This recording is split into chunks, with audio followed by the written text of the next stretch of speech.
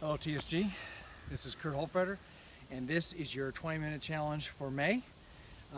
This month I decided to step out on a limb and share with you all, I think if you've started with me enough, one of my techniques I like to pull on people, which is really just revolved around the concept of flitting, which is assuming into a cut and then pulling around and cutting to the other side. A little bit different than a failure, but you don't even have the contact that a failure gets as soon as you pull for it. So it's very effective.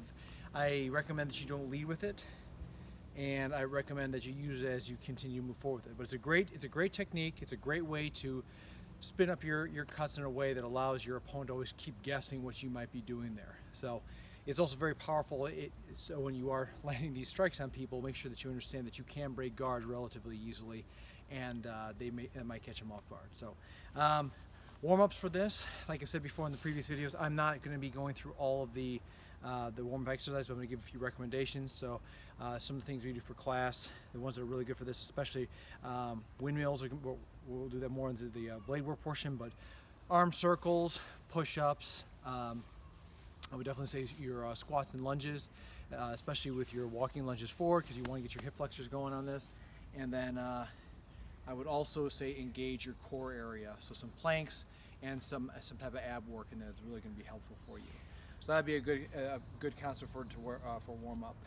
Now for blades, for the blade workout here, again we are going to, as always, we're going to do our blade raisers, and again this is the concept of bringing the handle straight up and down, allowing you to engage this portion of your forearm.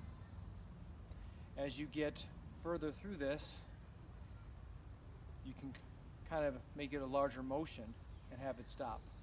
Now again, I'm having you use the pommel area here, as we've talked about before, kind of getting that concept area as far as how the base portion works for these cutting. Do a few on each side, like I said, starting low. Again, if your ability is here, that's absolutely fine. Just make sure that you're working on popping it. You don't want to hit the cross guard in your arm. And then if you are able to, you can go to the half arm and then into the full arm. So that's the next one here. The next one is going to be sword cyclones. Again, tightening in the grip. This really here is allowing your right hand to stay tight and allowing the ergonomics of the handle to work for you. Do it both ways. Switch your hands. Forward and back. So we're just trying to make sure our arms are working here. Windmills, especially for this right here, it's going to be very good for us. Make sure you're utilizing your ober, your unters, and your spheres in combination, however you want to do this. To the side.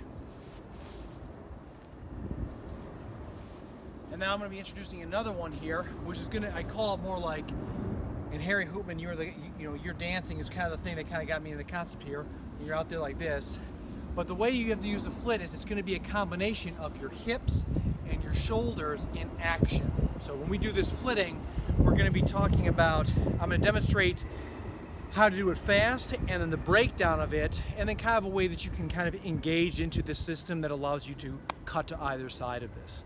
So the warm-up for this here is all you're going to do is you're going to have the weapon above your head, and what you're going to do is you're just going to simply, it's almost like you're kind of just using your hips to go back and forth. Now what I'm doing here with this is I'm kicking off to the side, right? And what this is doing is it's above the head. The reason why this is so important is because your shoulders have got to be loose in order to pull this technique off, especially in the hip area as well. So while you're doing this, it's your weapon's coming off to the side, coming back. As it comes up, you're standing. As it comes down, use your body. You can tighten and then tighten it up. Now the next portion of this is to take that as a warm-up. You should feel this in your shoulders. As you're up here, if you're off to the side here, you should feel it feels very natural to cut this way. Right? So that's just simply keeping it straight. The left hand's kind of pushing over, and you start to cut this way. Whereas on this side, like I said, it's all about just trying to move into this way. That's the bigger swing of that. Boom, boom, boom. Again, the motion up here is very necessary. Boom, boom, boom, boom. That action. Boom, boom, boom, boom, boom. You shimmy that enough, you'll start feeling your body kind of sleeking like this. Also forward, in and out. You'll be able to see from the side here.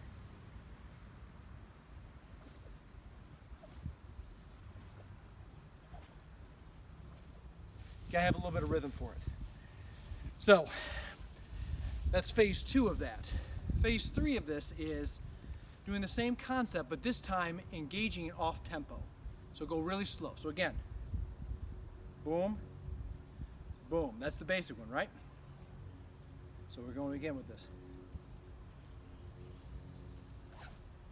And that side we should have shifted over here to cut. Boom, right? That would have been the way to go.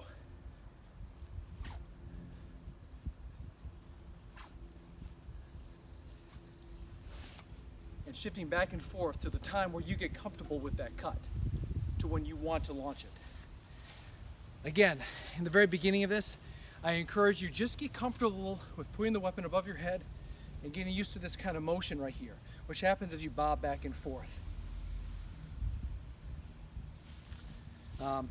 So putting that together right there. Now, for the actual technique itself, how this looks. If you come against me, you know how this looks here. Or the other side. You change through on this. First step on this right here, you're assuming the cut does not come from up here. The cut actually begins in this area. This is how the beginning of the series comes. Starting low, extend out. If you can stab them in the face, stab them in the face. There should be no reason to dance around it. Most of the time though, this is a provocation. I poke at them, they're gonna push it offline. That's exactly what I want. So if I push this offline right here, I've created an opening. This is the fainting motion that comes in. You think it's coming, then I pull it and I cut around. Step 1, extend. Step 2, bring your left foot forward and bring your hands up to the side. Your left hand just comes up. It's almost like you're an ox. You would simulate that you'd be cutting this way, but you're not. So 1, 2, 3, and 4. Extend, bring it up, come up as if you're going to be pulling that cut to this side, and then pull to the other side. Just get comfortable with that. First, extend, and get up here.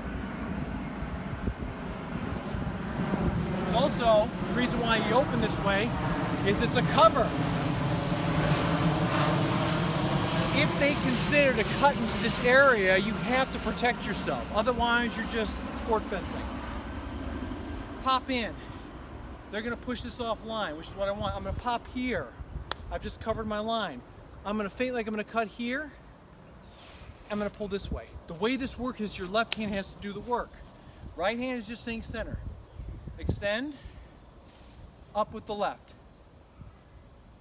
Pop it down and around. See how it's coming half moon? Like it's going to be cutting this way. Push it over to the side and then cut.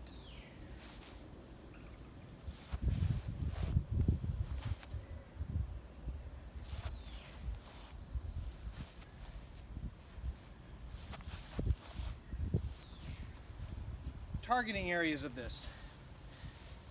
You're striking for, this is just that standard oberhau that you have, your strong side. So if you're in the left plow, you cut this way. Now, you have the ability in this too to do as many times as you want.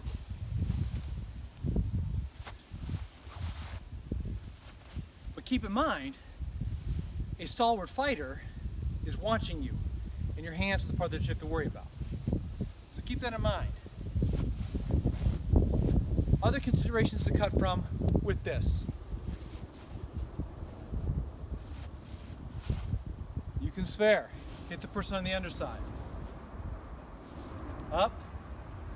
Fake like you're going to cut down this way. And then pull.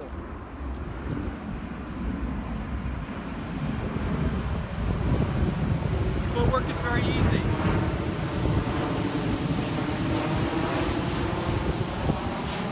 One, two, I gathered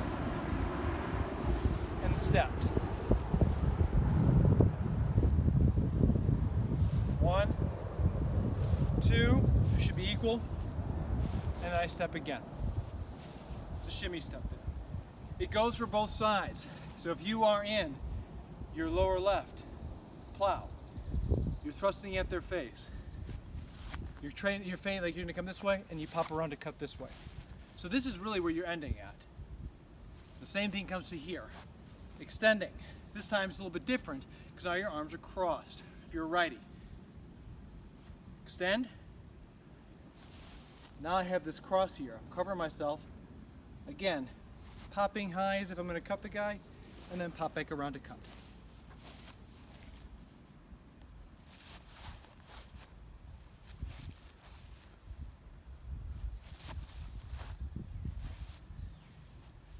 I encourage you to keep the tip here in line, because if you're here into a vexel, you have a lot of opening here, especially if that person's been keeping back on you. All right, so that's this 20-minute challenge, and I know there's part of me is like, what have you done? You've given them your secrets, and now they're just going to pick you apart, and I hope you do. This is my interpretation of what the flit is and how so devastating it is. It does give you a lot of momentum that you have to be aware of. And those are things right there, especially if you're sparring with a buddy or a partner or whatever. All the time here, you need to make sure that your strikes are being used with the appropriate force. That motion itself is all body movement. My arms aren't doing anything but doing this little snake thing up top there. So with that being the case, practice this before you ever use it into sparring area. You go real slow with this, one by one by one by one by one. It's a great technique. It's one of those, I think that if you're in a tournament, you use it once every other fight because people start to look for it, and I know there's a lot of opportunity for it. So with that being the case, it's your 20-minute challenge. Cool down exercises like this is going to be really focusing on your shoulder space. So if we're talking about this area right here, arms across, triceps behind the head, okay? And then wrist rotations, especially in this right here, because you do have a little bit of this right here going on. Chest it.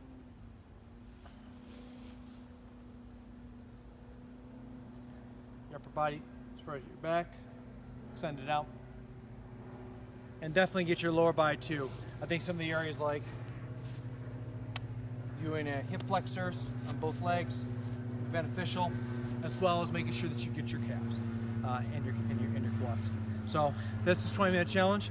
Again, my name is Kurt Holfreder, and I just gave you one of my favorite techniques to use, and I really hope that you use it against me next time we're in the ring.